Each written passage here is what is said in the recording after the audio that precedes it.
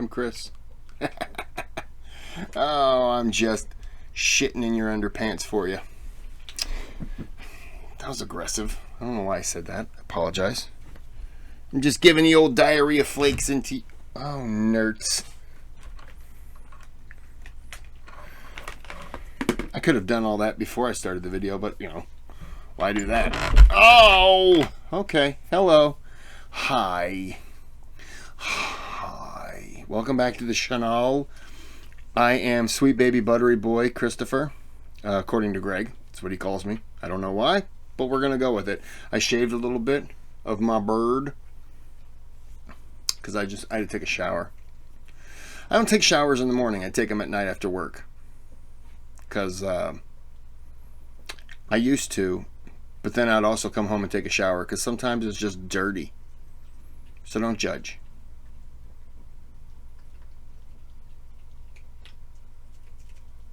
Thank you. Okay. I'm going to find the right spot. I'm going to start... I haven't read a book in quite a while, but I recently got one, and I'm gonna start reading it, and I'm gonna share it with you right now, if I can reach it. I have a couple that I wanna do. It's a short one. Zachary Taylor, soldier, planter, statesman of the Old Southwest. He's buried in Lexington, Kentucky, and I really want to go down there. He doesn't have a museum or anything like that. And tell me if this is weird or ridiculous. So his home, his plantation home, still has all the buildings and all that stuff. They're still up. Still in good condition. His home is privately owned and used, but it is not recognized as a historical place. It's a historical site. And they've told the people that they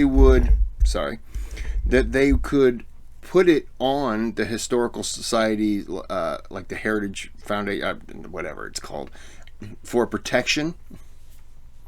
They would have to level all of the existing buildings minus the main house. Then, once that happens, they can then declare it, and the Heritage, I'll call it the Heritage Foundation, whatever it is, the National Historic Society, whatever, they'll come in and they will rebuild those homes, and they can classify then this is a historical place. They're preserving it because it's down to one building, so they have to step in. Why don't they just step in now and preserve all of it? Because it's all legit. This is the stupidest shit I've ever heard. I don't know if the family that owns the house anyways would even want to do it, but I mean, it was at least been brought up. Anyways, this is this isn't the book that I was talking about, but this is one that I think would be pretty good. Saving Monticello. It's the Levi family epic quest to rescue the house that Jefferson built. And what's sad about this is that the Levi family were Jewish. And so when they stepped in to save it, everyone referred to them as the Jews that saved the house. And it's like, really, like, that's what we do now? Well, back then, like that's what we did. And then I'm just like, oh yeah, no, it's actually that was probably their nice way of referring to people. It's like, man, we really, as a species, we really aren't very good. But this is the book.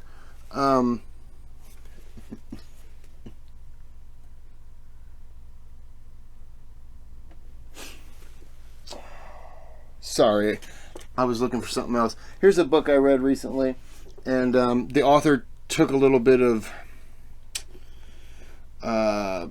creative liberty. The Ballad of Billy Lee. Anybody know who Billy Lee is? that was George Washington's favorite slave. It says on here, but that was like his right-hand man. This is a very good book, but you don't know how much of it is legit 100%, but it was very good.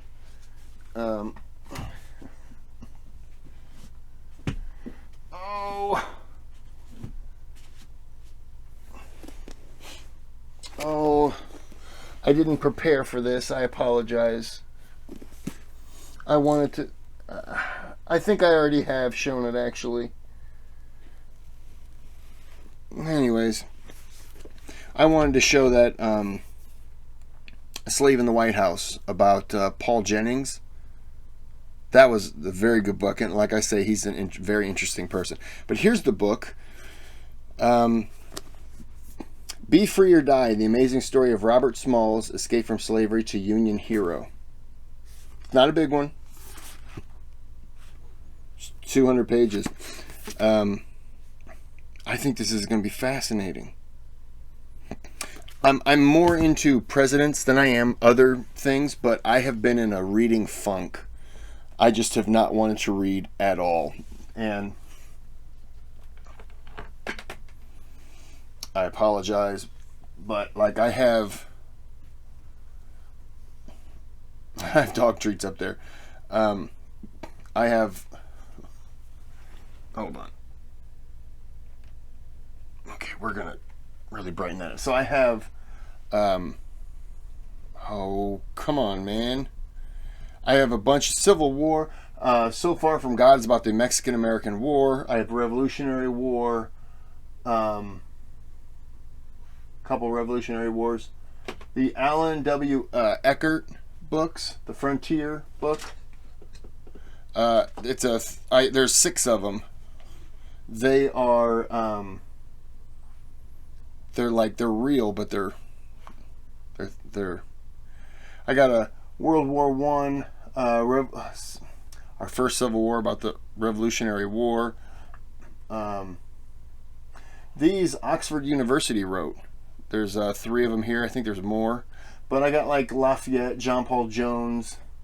I got a Ben Franklin book that's hiding behind Alexander. I'm sorry. I'm looking back and trying to work the camera at the same time.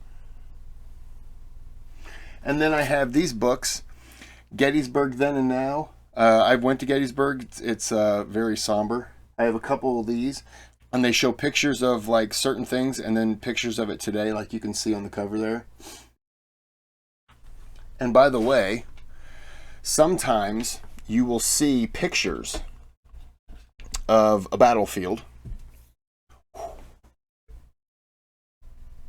You'll see a picture of a battlefield, and you will see a person, and then maybe you'll see another battlefield picture of something else, and you'll see a very similar looking person.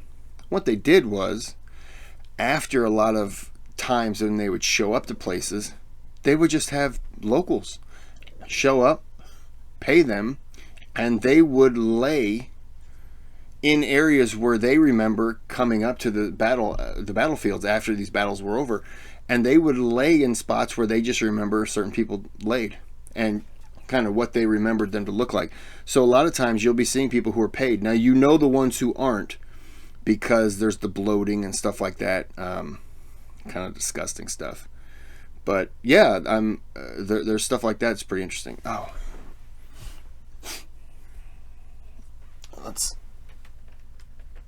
I have 300 some books, but they're not all on this shelf here. But I've got all my presents. These right here, so that's called the Signature Series, and they are really good, but they are expensive. They're like $30 a pop. And then I got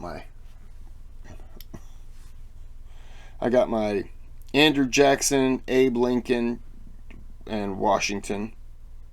And then up above that, I got some weedy people. I got Bill Clinton, George H.W. Bush, Ronald Reagan. That George H.W. Bush I used in one of my early videos, a Mr. Bolin video. I got... That's Andrew Johnson. Sorry, my hand's in the way of the light. Got a couple Ronald Reagan books.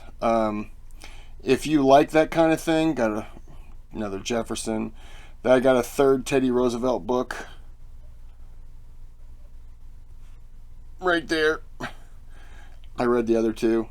I got a Millard Fillmore book.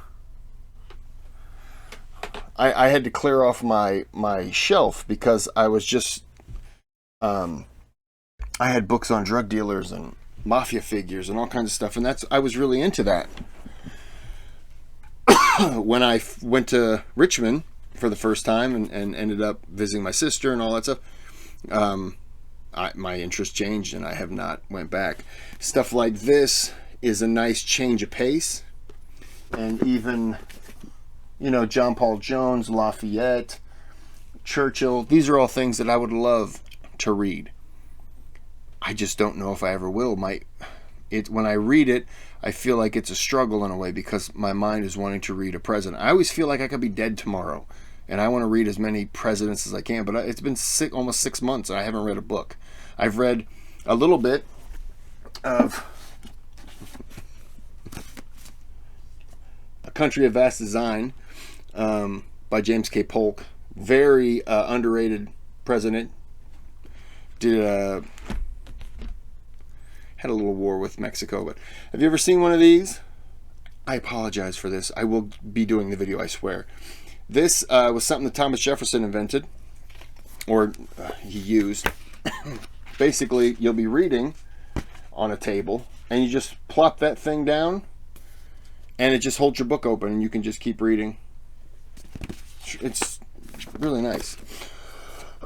Excuse me. So yeah, disturbing case of Christa Pike. This is a MegT request,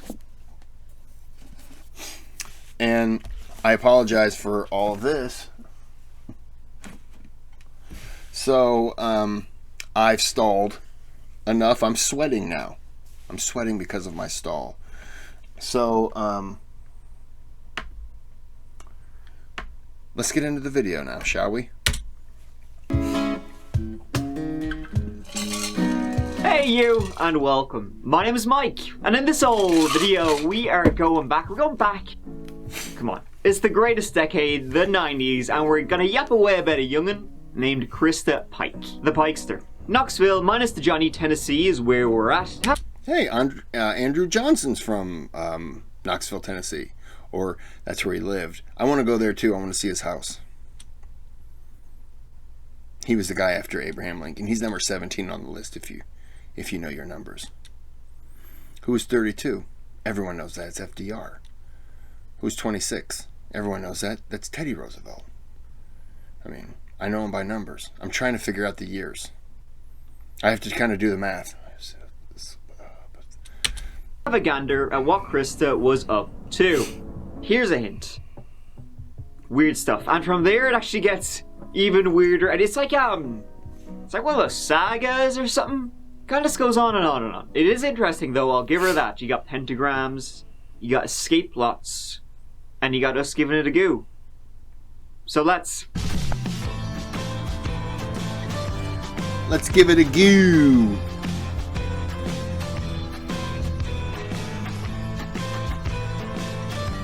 In Knoxville, Tennessee, where we are today, about 175,000 people lived there back in 1995. One thing in particular, right, that drew all the people, the various people in our story to Knoxville today, is in West Knoxville, there was a Job Corps. Job Corps is a free educational program for people, you know, beyond their school years. Maybe they had difficulty in high school and dropped out, but they wanted to hit the books once again. You have to qualify for it. Mainly it's for people from low income backgrounds, troubled kids finding their way once more. Now the Job Corps in Knoxville, it's no longer there. It was torn down quite a while ago because it had kind of a reputation for crime. You know, when they stopped doing the Job Corps in Knoxville, the crime rate in the city lowered. Oh wow. I mean, mainly due to, well, general crime, drugs issues, mismanagement. and it was shut down in April 1995, the building torn down a couple of decades later. Wow. The kind of final straw, right, that broke camel's back. You know, the reason it was actually shut down in April of 1995. Well, we had a good few reasons already, but the major one is the one we'll get into. And so in Knoxville, just off Dale Avenue, that's where our story begins. Or rather, maybe a 20-minute walk from it, but we'll get there. In January 1995.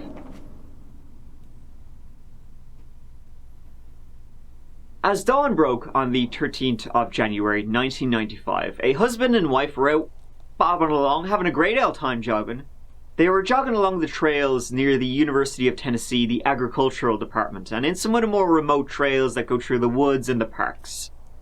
And as they were yapping away that early morning, that crisp early morning, they saw something splattered across the trail.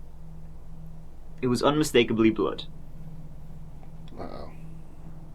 This was in a more secluded and woody area. They called for a groundskeeper who was working away to come over and have a goo. And across the dead winter leaves, they saw that the blood formed a trail, leading into the grey, thickening trees of the park. Eventually, it led to a very battered and bloody corpse, semi-nude. The police were called and arrived. The crime scene was extensive, muddy, signs of a struggle. Blood and articles of clothing were found strewn about the place, broken foliage, footprints. A large pool of blood was found about 30 feet from the body, like she had been attacked, managed to fight off her attackers, run, and was then overcome, then dragged over to where she lay. The victim was nude from the waist up, the head bludgeoned, and was cut all over. The face mutilated, throat slashed. That's like a crime of passion kind of thing, isn't it? If you're gonna do that much damage to somebody, that's a hatred. Or like a if I can't have you, no one will kind of thing. That's not. Do you know what I'm saying? I don't know if that's the right terminology. Like that. I'm thinking of the what was the name of the one lady who snuck into the house and took that picture of the boyfriend in the shower and then stabbed him? I don't remember her name. I'm being serious when I say this. People need to see the documentary. And I forgot the name of it. Alright, I'm going to remember the name. Back to the video. And carved into the victim's chests was a pentagram. So yeah. Yikes, pentagram. What is this, rot barrel all... It's that bastard all over again. You can say that. Well, while this was happening, not too far away, over in Kentucky, he was actually having a great time. That's when his vampire clan was, they were having fun. Doing their things in their little hut and, whatever. They thought they were cool. But this wasn't vampires. No. This was good old Satanism. Always up to no good.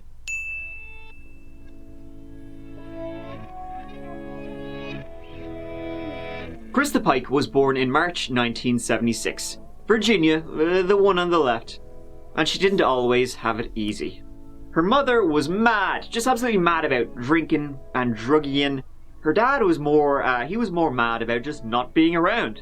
So fell to Krista's grandmother to raise her. Christa was, turning into a bright, lovely young woman under the tutelage of her grandmother. However, when Christa was 12, her grandmother passed. And so Christa had to go back to her mother, kind of went, down from there.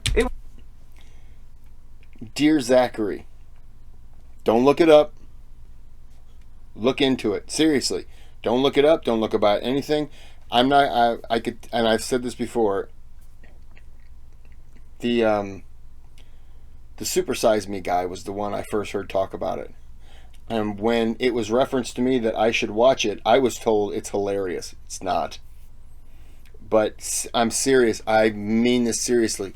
Dear Zachary, if you want to watch something that is just like, it will tug on your heartstrings. It will make you just feel complete hatred and then sad and anger.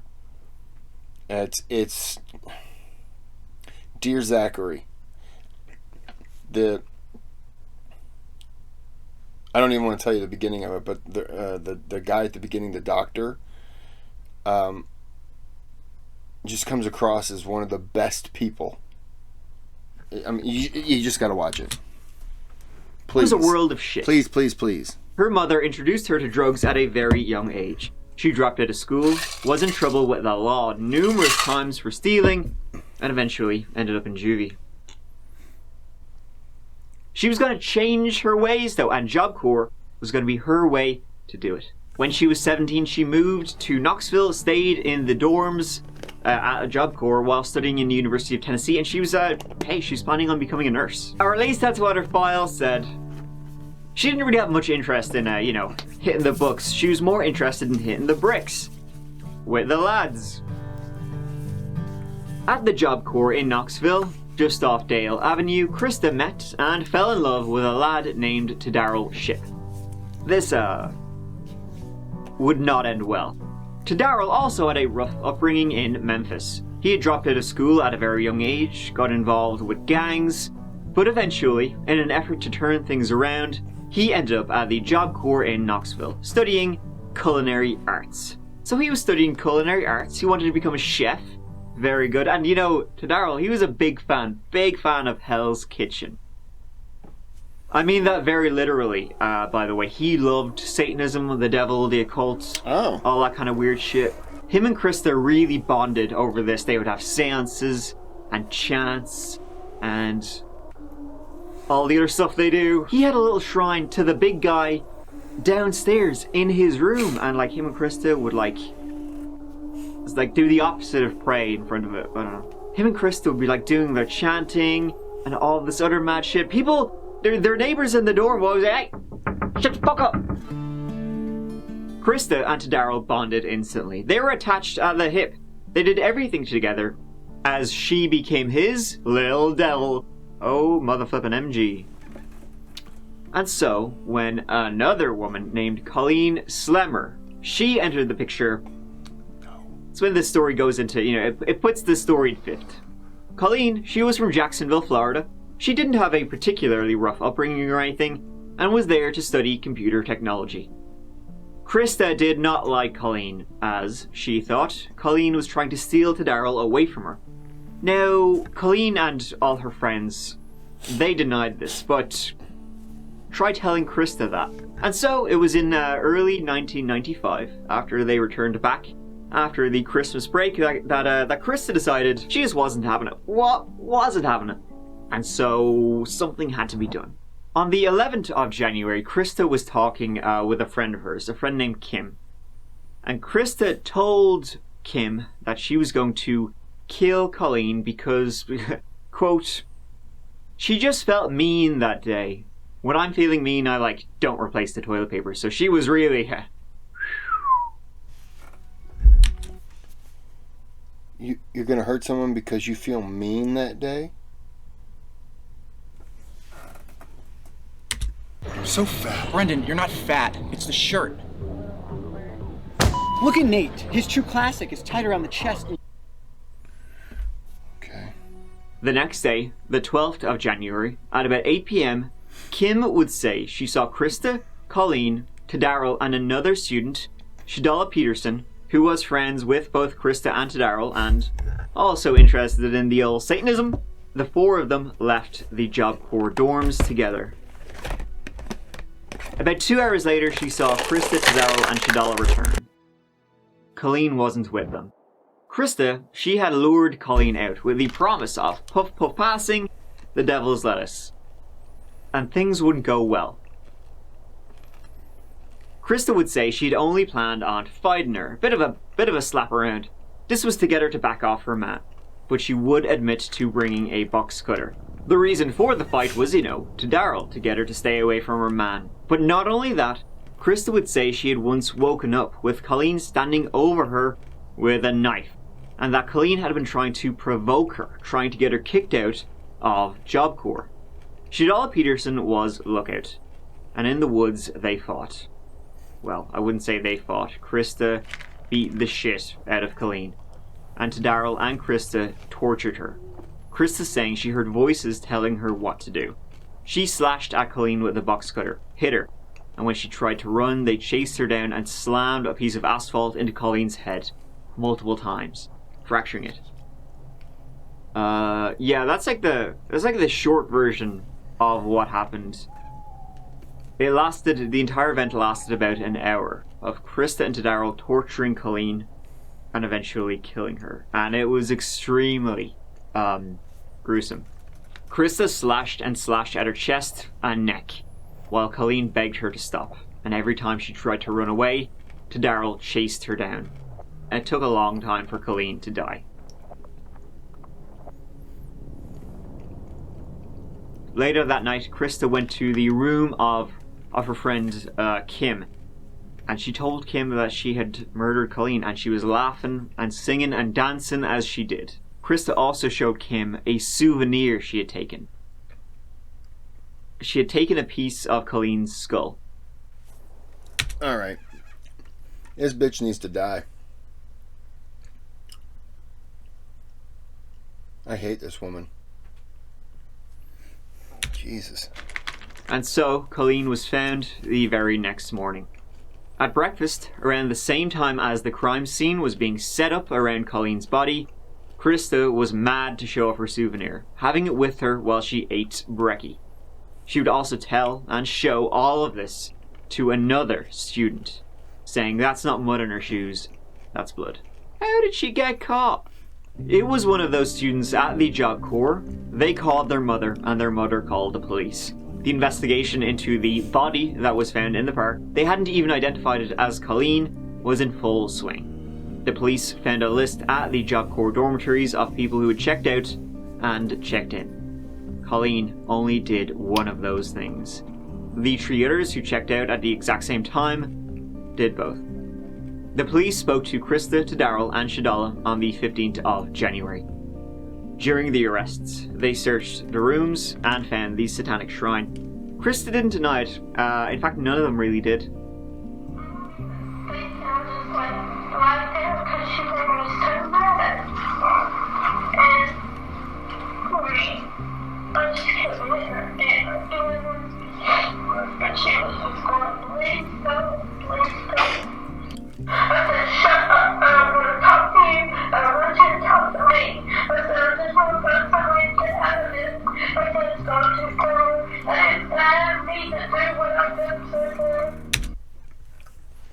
You know what you could do?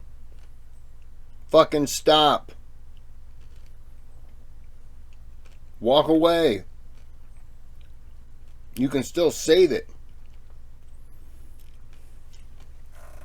Jesus Christ, I hate people. You know, it's harder to hurt somebody when they're talking to you and you have to see another person. Right. And I told her, shut up. Them hit her and she was still breathing. I said, Colleen, do you know who's doing this to you? And she was just going,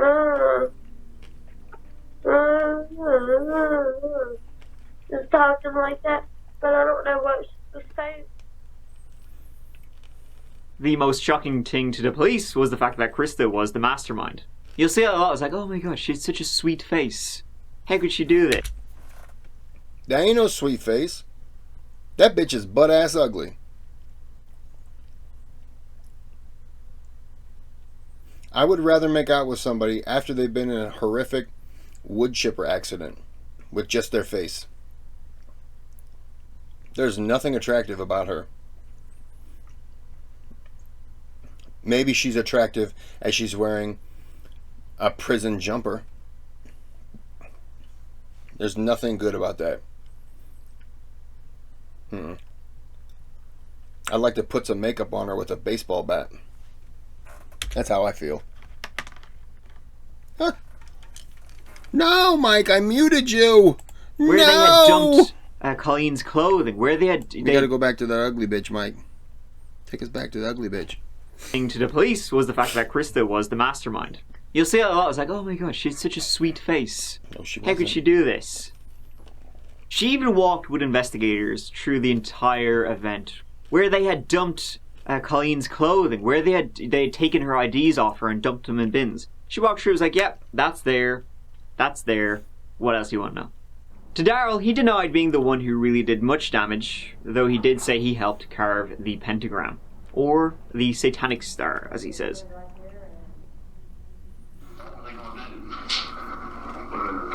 I thought they just were scared at first when they that's what I thought. But when we got up there, everything changed. There was a picture. Let's call on her chest. Who did that? I did have that. Alright, don't tell him what it was. It was satanic stuff. Shadala told how she'd only been in the lookout, and how days earlier, while she was sitting having lunch with Christa and Daryl, they had spoke about wanting to do a human sacrifice, sacrificing someone to the devil. Colleen made the shortlist. Christa, she would have to think. Why didn't Christa, the troll bitch, just sacrifice herself? Just look at her face and say, this can never be changed, and then just...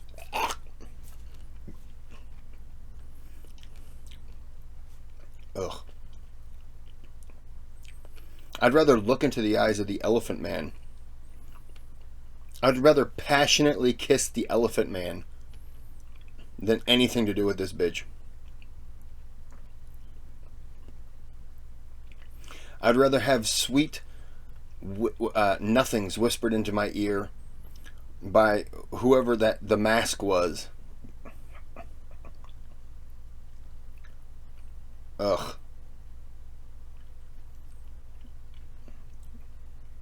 I know what could make her more attractive. Setting her on fire. 3rd degree burns all over her body. 4th and 5th degree burns on her face. That would make her beautiful. Better than what she is. Think about it twice, you know. They did this to, gain a bit. I apologize. I'm really coming off. I'm coming off very rude. Oh well. The favor with the devil. That did not work out too well, unfortunately. All 3 were arrested and charged with 1st-degree murder. Ugh. The brutal murder of 19-year-old Colleen Slemmer created fear and speculation among students and staff Friday. Knoxville police quickly dispelled any myths about the case with a break in their investigation. It did not involve a university student. It did not occur on the bike trail. It was not a random or a stranger-to-stranger incident. Police say the murder suspects were close to the victim. The motive of the crime appears to be a love triangle. It appears that both of the females involved had been involved with the 17-year-old male. The victim's partially dressed body was found in this brushy area Friday morning. An autopsy confirmed. Is that a house right there? Boy, that is not too far. That's a trail?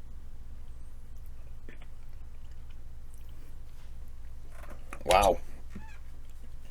She was slashed repeatedly with a meat cleaver and some other small cutting device, perhaps a razor blade or box opener. Authorities say she was then beaten over the head with a large chunk of asphalt from this pile.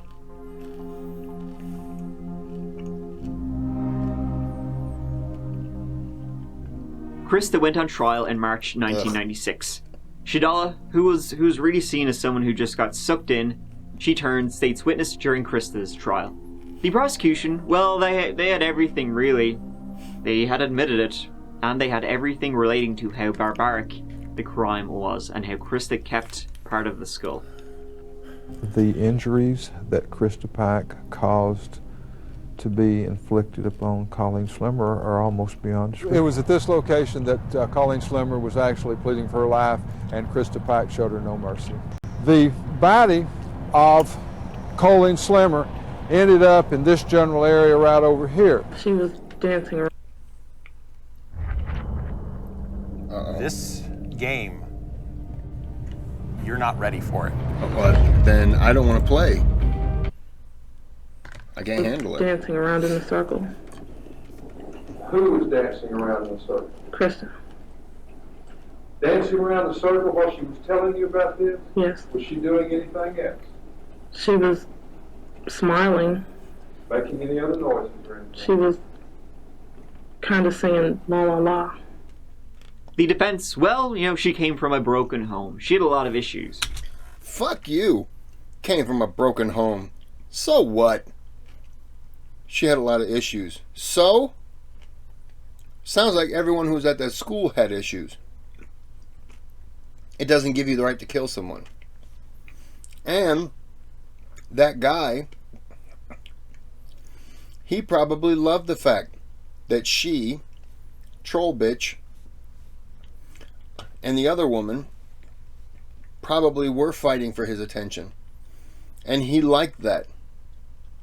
Things got out of hand. He probably expected them to fight.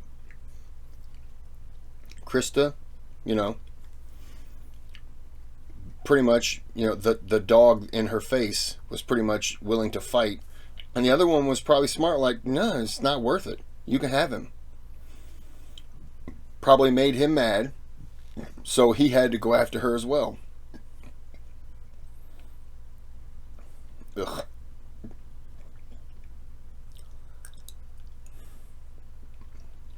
I would love to see her fall down a flight of stairs face first. But not like an ordinary set of stairs, like 30 stories. Then she'd probably look better. Ugh. Ugh. She had organic brain injury, bipolar disorder, No. and post-traumatic stress disorder. Doesn't matter. It was on the 22nd of March, 1996, after just a couple of hours deliberation, that Christa was found guilty of both first-degree murder and conspiracy to commit murder. Good. She was sentenced to death, becoming the youngest woman to be sentenced to death. Die, bitch. Die, bitch. Something else she had in common with Rod Ferrell, besides the occult stuff and the gruesome murders, being like really one of the youngest people to be sentenced to death. Right? A match made in hell. It is therefore ordered that you shall be put to death by electrocution. Cry, bitch. By law. That you shall Cry. be transferred to the custody of the warden at the Tennessee Prison for Women.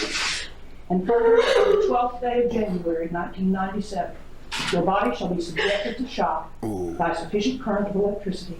Oh, those tears. May God have mercy upon you. Oh. Look at that. Look at that face. All those tears. Oh. I'm going to get an erection just thinking about her suffering. I apologize. No one cares back there. Can I please have a call? Shut up, bitch. Shut up. Shut up. Shut up. Shut up. Take that dress off and hang yourself. I love you.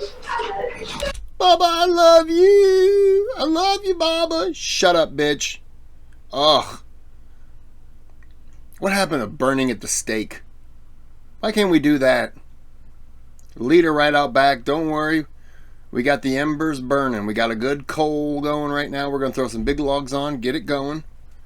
Oh, I know they did that in England. They didn't do that in America, but good God. Some people just deserve it. I love you, Mama. Ugh, I hope her mom's dead too. I'm rude today. It's okay though. Bye, bitch. Just mean. But yeah, that's pretty rough when she was actually sentenced to... No. Although, like, any sympathy I would have for her, you can just read into what she did to Colleen, and your sympathy. And then, check this out, right?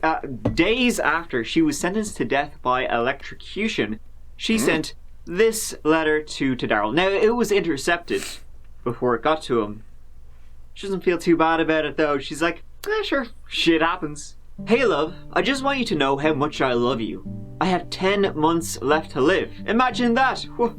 I'd spend every moment with you if I could. Please write me. I miss you so much. You see what I get for trying to be nice to a hoe? I went ahead and bashed her brains out so she'd die quickly instead of letting her bleed to death and suffer more. And they fucking fry me. Ain't that some shit? I bashed her brains out so she'd die quickly instead of letting her bleed to death and suffer more, and they fucking fry me.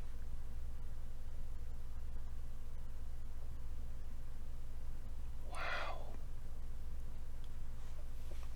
I mean, she was doing her a favor by murdering her and bashing her skull in and then taking a skull fragment with her. I mean, you know, she was doing her solid. Ugh. I've never known I could hate someone so much.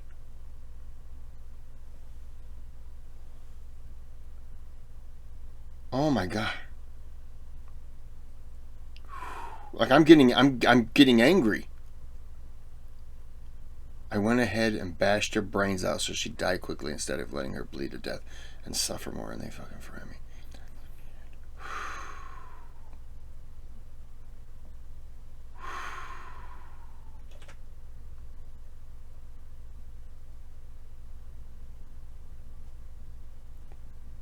Oh my, for a split second, I thought, how wonderful would it feel to just walk up to her and hit her in the face as hard as you could. And like all the prison guards would look around and look at each other, and then they'd look at you. And she'd be like, oh, mama, mama, busted nose. I'm sorry, she'd be like this, oh, baba, baba, oh, baba. And the guards would be looking around, and one guard would do this. And you'd be like, I'm not getting in trouble today. And then they'd walk up to you and they'd be like, hey, you got to knock that off. And they'd whisper to you as you come out, come back tomorrow. You go walking out. Oh, I hate this bitch. I can't believe... Ain't that some shit indeed, Christa. As I said, this was right after she was sentenced to All Sparky.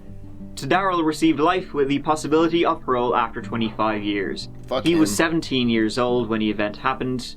Christa was 20, so that's why he got a lesser sentence. Shadala received probation for 6 years as she helped the prosecution.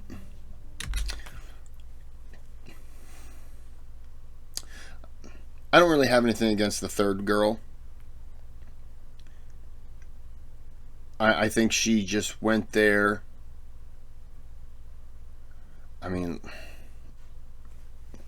I think that when you're that age, it's all talk. And I think that she probably just went there. They're like, we're going to do a human sacrifice. And she's like, yeah. And then they got there and she was just like, yeah, we're all going to do this.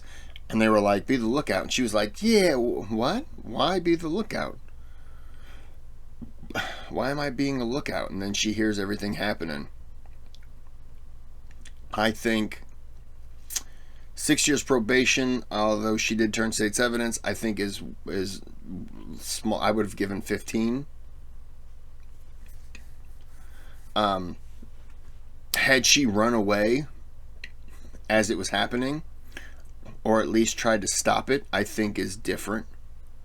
And I know. People in those times, they think of themselves. I get it. She doesn't want to put herself in harm's way, and I get it. People would rather watch someone else die and then snitch instead of getting involved, and now there's 2 deaths. Or, you know, I get that, and I can't.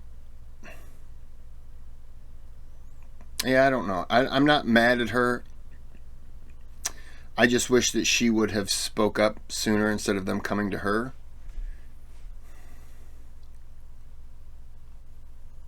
I don't know. I don't have any ill will towards her, because in the end she didn't do anything. Being the lookout part, I don't think she really believed that it was going to go down the way it did. And she might have thought that they were going to fight. And then they start running away into the woods, getting further away, and she's probably still where she was, and now she can't hear it so much. And then they come back and they don't have the girl, and they probably just told her then. And what do? I'm going to go to the police immediately. No, you'd be like, wow, that's crazy. Okay. All right. Well, look, we have to do this. Your mind is doing everything you can to get your ass protected. So, yeah. Yeah. I don't blame her. I understand. Now, the story doesn't end there, though. What? I'm 22 years old, and this is it for me. And there's just so much more that I wanted to do with my life. No one cares. Than be sitting in a room by myself 23 hours a day. I should be out going to school or working. I should be out going to school or working. Yeah, this stupid murder thing, they got me in here. Ugh. I hate you. I hate you so much. Why is she wearing jewelry? She shouldn't be allowed to wear jewelry. Give that bitch a buzz cut. Ugh. I hate you so much. You know what, MegT? You're banished for 7 minutes. Because I'm so angry right now. You got a 7-minute banishment. You're banished to the end of this video. With my friends. That's my mom and my stepdad. Shut up. Cat Tigger, I just love him. I love my dog, Ed. I would take that dog from you and These throw are the it only away. kind of stuffed animals we can have because we can't have the ones that are stuffed with things in them. You They think we might flat-chested hide wench. something in there. Well, breakfast is at about 6:30. Then I get up when it's time to go outside and exercise. Come back in and go to the shower. Come back, and I'm in here for the rest of the day until I go outside tomorrow. She's still on death row, what? 25 years later. But in prison, she's been pretty busy. So fair play to her. She appealed, changed her mind, stopped appealing, appealed again. She tried to get new trials, womp womp on that count. She requested to have her execution date sped up. There's nobody that's going to take me out of this prison and send me to Disneyland to live. Yeah. I agree with her. Let's speed this up. Let's see her die. I mean, pay-per-view it. I'll be happy to pay. Let's do this. Let's get it rolling. Me and Mike. We're gonna give it a go. Come on, let's do this. But then would have her attorneys file arguments against setting a date. She's just taking the piss at this stage, like. She's still behind bars and will be. In 2001, she attempted to murder again. Once you pop, you can't stop, am I right? A friend of hers in prison, a killer, started clashing with another prisoner, also a killer. And so, when in August 2001 a fire broke out in the prison, the three of them were placed together. Christa, she kind of had enough of it. She's sick of them like battering each other. So she got the shoelace out, started choking the other one. Guards discovered and stopped. But she got convicted of that. That was another 25 years for her, though she was on death row, so I doubt she kind of gave a shit. And then, in 2012, she attempted to break out of prison. Gas woman. Two men, who obviously had the hots for her. One of them, a former prison guard at the very prison, Kris. How could you have the hots for her?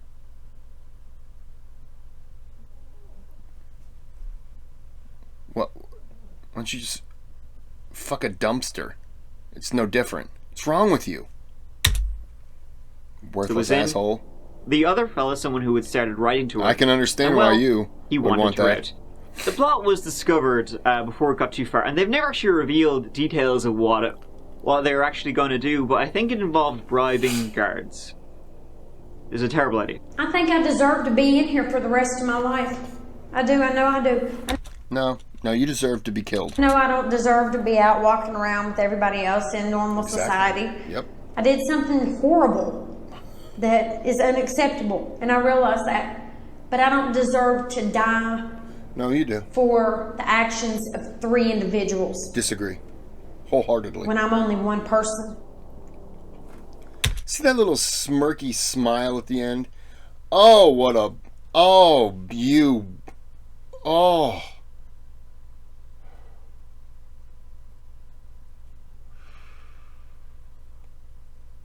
I'm getting angry. They should tie her up and shoot darts at her face. The winner, if you win if you get the eyeball. I'm getting angry. I'm so angry right now. Why do I allow this to get me so angry? I just hate people sometimes. Christa Pike remains the only woman on death row in Tennessee. I'd rather make out with a as cheese recently grater. as 2020, an execution date was requested for her, 24 years after she got it. Let's kill her. Extensions had always been given, her attorneys always filing arguments against setting a date. No, let's murder her. Not anymore, I guess. But no date has been set to date. Let's kill her. I'm okay with that. It's murder. It's fine. The state of Tennessee is looking to set an execution date for death row inmate Christa Pike. Defense lawyers say it's too early to set an execution date, arguing the Tennessee Supreme... It's been 25 years. It's been 25 years. We can set one. I'll give it a date. November 17th, 2022. It's my birthday. It's already a great day. All right, we can have a parade, execution, cake. I don't see an issue. Supreme Court should commute her death sentence. No. The lawyers filed papers before the state's highest court yesterday. It's in response to the Tennessee Attorney General's office, who says Pike has exhausted all appeals options. Rest in Pike is the peace. only woman on the state's death row. She is now 45 years old. She was 19 when it happened. So she's now spent more of her life behind bars than not. And so ends this one. It turns out, Christa should have spent a little less time hanging out in the school, showing off a piece of skull of a person. She had just murdered this person, bashed her brains in, literally, and taken a piece of the skull. She probably should have spent like a little less time showing that off, and a bit more time, I don't know, being like what I was like in school, playing football, talking up hot chicks. What? It could have happened.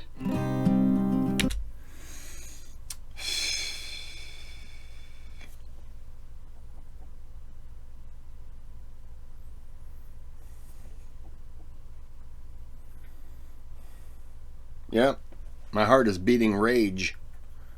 This is a MegT request, and I'm not happy. I'm very upset right now.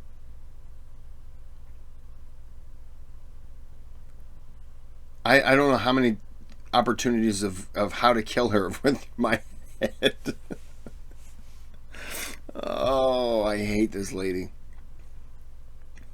It's too early to set a date. Shut up. Shut up.